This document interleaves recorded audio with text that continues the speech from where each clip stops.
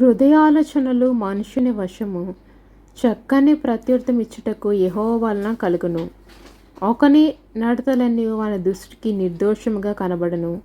యెహోవా ఆత్మలను పరిశోధించును. నీ పనుల భారము యెహోవా మీద నుంచుము, అప్పుడు నీ ఉద్దేశములు సఫలమగును. యెహోవా ప్రతి వస్తువును దాని పని నిమిత్తము కలుగజేసెను.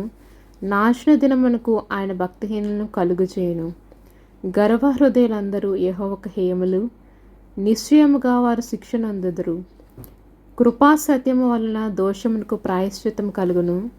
యెహోవాయందు భయభక్తులు కలిగి ఉండుట వలన మనుష్యులు చెడుతనము నుండి తొలగిపోవుదురు.